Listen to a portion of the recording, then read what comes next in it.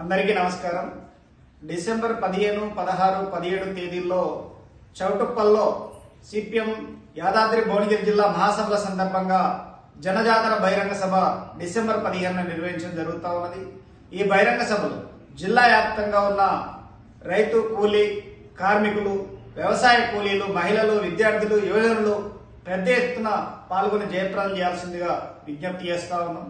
నూతన జిల్లా ఏర్పడిన తర్వాత జిల్లాలో ఉన్న సమస్యల పరిష్కారం కోరుతూ సిపిఎం ఆధ్వర్యంలో అనేక పోరాటాలు నిర్వహించింది.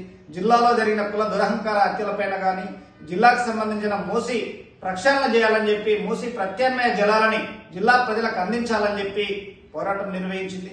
నెల రోజుల పాటు జిల్లాలో పాదయాత్ర నిర్వహించిన పార్టీ ఏకైక పార్టీ సిపిఎం పార్టీ. మూసి ప్రత్యామ్నాయ జలాలుగా మన జిల్లాలో వస్తున్న బసవాపురం ప్రాజెక్టు ద్వారా, కాళేశ్వరం ప్రాజెక్టు ద్వారా జిల్లాలో ప్రవహిస్తున్న బునాది గాని, ధర్మారెడ్డి,